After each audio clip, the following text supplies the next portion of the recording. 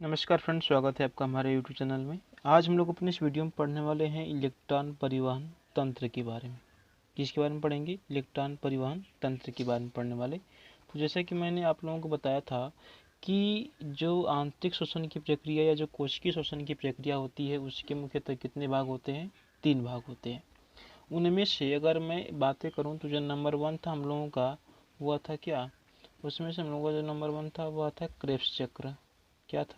Sorry, जो था हम लोग का ग्लाइकोलाइसिस था। Glycolysis glycolysis.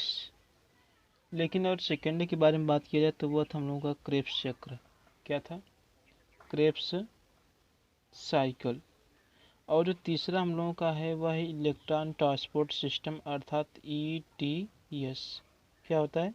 ETS। तो इस प्रकार से हम लोगों के बार जो है कितनी टॉपिक थी।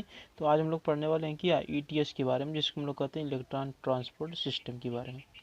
तो फ्रेंड्स, आज मैं आपसे ये बताऊं कि इस बात को थोड़ा ध्यान से समझेंगे। अगर मैं कहूं कि जो कोशिकीय श्वसन की प्रक्रिया होती है, उस कोशिकीय श्वसन की प्रक्रिया में जो सबसे इम्पोर्टेंट टॉपिक होती है वह होती है ETS की। ETS बोले तो इलेक्ट्रॉन ट्रांसपोर्ट सिस्टम। इससे इम्पोर्टेंट ना तो ग्लाइकोलाइसिस होता है ना तो क्रेब्स चक्र होता है। होते तो ये भी इम्पोर्टेंट ही हैं, ये नहीं होगा तो ये नहीं होगा, बट जो सबसे इम्पोर्टेंट होता है वह क्या होता है? ETS होता है। तो मैं सबसे पहले इलेक्ट्रॉन परिवहन तंत्र की थोड़ा परिभाषा मैं बताता हूँ। उसके बाद थोड़ा सा हम लोग फिर आगे पूरा भरपूर टॉपिकों को हम लोग समझने वाले हैं। ठीक, तो देखिए, अब मैं इसकी परिभाषा बोल रहा हूँ तो क्या कह रहा है कि यह कोशिका के आंतरिक श्वसन का सबसे महत्वपूर्ण पद है तथा इसका निर्माण माइटोकॉन्ड्रिया में होता है। इस प्रक्रिया में इलेक्ट्रॉन जब प्रोटीन अणुओं से वो गुजरते हैं तो ऊर्जा मुक्त होती है, जिससे ADP कैसे बदल जाता है? ATP में बदल जाता है। बात समझने वाली है कि यह आंतरिक कोशिका का सबसे महत्वपूर्ण पद है, जो कि मैंने यहाँ पर बता रखा है, तथा इसका निर्माण कोशिका के माइटोकॉन्ड्रिया में होता है। यह प्रक्रिया में या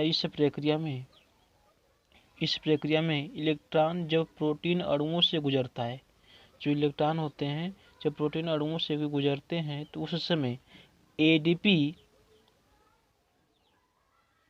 जो होता है किसे बदल जाता है? ATP में बदल जाता है। तो इसी को हम लोग क्या कर लेते हैं? इलेक्ट्रॉन परिवहन चक्र। अर्थात इलेक्ट्रॉनों के प्रोटीन में से को गुजरने पर ADP से ATP के बनाने की जो प्रक्रिया होती है उसी को हम लोग क्या कहते हैं? इलेक्ट्रॉन परिवहन चक्र कहते हैं।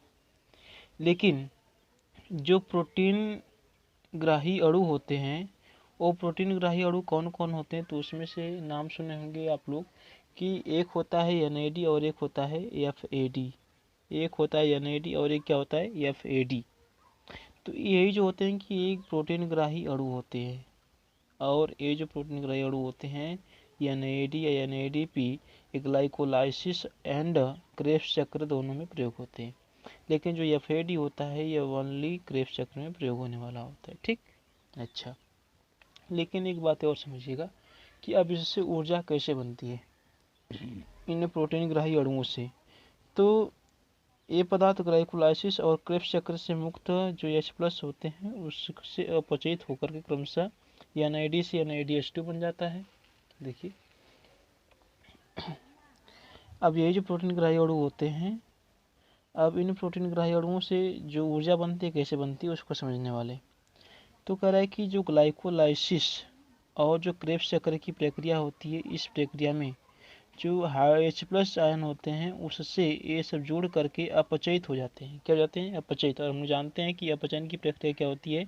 H+ के या हाइड्रोजन आयन के जुड़ने की जो प्रक्रिया होती है H+ कहलाती है या अपचयन कहलाती है। तो ये अपचयित होकर के क्रम से NAD से NADH2 बन जाता है और FAD से FADH2 बन जाता है।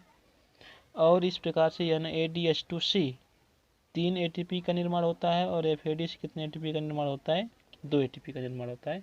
इस प्रकार से 5 ATP ऊर्जा का निर्माण हो जाता है, और इसी प्रक्रिया को हम लोग कर लेते हैं इलेक्ट्रॉन परिवहन तंत्र, ETS, इलेक्ट्रॉन ट्रांसपोर्ट सिस्टम। इतनी होती है हम लोगों की इलेक्ट्रॉन परिवहन चक्र की परिभाषा। एक बार फिर से मैं रिपीट करता हूँ कि ये जो इलेक्ट्रॉन परिवहन चक्र होता है सबसे इम्पोर्टेंट घटक होता है, सबसे महत्वपूर्ण पद होता है, और यह माइटोकॉन्ड्रिया में होता है। और इसमें इलेक्ट्रॉन जब प्रोटीन अणुओं से गुजरता है तो एडीपी कैसे बदल जाती है एटीपी में, और क्या मुक्त होती है, ऊर्जा मुक्त होती है। और इस प्रक्रिया में जो प्रोटीन ग्राही अणु भाग लेते हैं वह एनएडी होते हैं और एनएडीपी होते, ये दोनों एक ही होते हैं। और उसके बाद एफएडी होता है। और ग्लाइकोलाइसिस और क्रेब्स चक्र के तहत जो हाइड्रोजन निकलते हैं उनसे ये जो होते हैं प्रोटीन ग्राही अणु अपचयित हो जाते हैं। और अपचयित होने का मतलब कि हाइड्रोजन का जुड़ना, और ये मतलब इससे हाइड्रोजन जुड़ जाता है और NADH2 और FADH2 बना लेता है। और उसके बाद NADH2 से 3 ATP या FADH2 से 2 ATP ऊर्जा निकलती है। इस प्रकार से पूरे 5 ATP ऊर्जा निकल जाती है, जिससे को हम लोग क्या कर लेते हैं, इलेक्ट्रॉन परिवहन चक्र तंत्र कह लेते।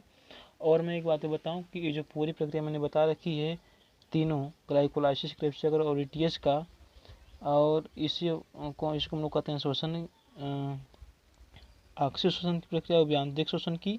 और शोषण की प्रक्रिया में ग्लूकोज के एक अणु से कितने एटीपी ऊर्जा निकलती है, 38 एटीपी ऊर्जा निकलती है। इस प्रकार से पूछ लेता है कि ग्लूकोज के एक अणु से कितने एटीपी ऊर्जा निकलती है, तो हम लोग क्या बोलने वाले, 38 एटीपी निकलने वाले। ओके फ्रेंड्स, तो आज की मेरी वीडियो यहीं पर समाप्त होती है। That's all, thanks. अगर आपको वीडियो पसंद है तो लाइक करें और चैनल को सब्सक्राइब करें तथा वीडियो को शेयर करना ना भूलें। That's all, thanks.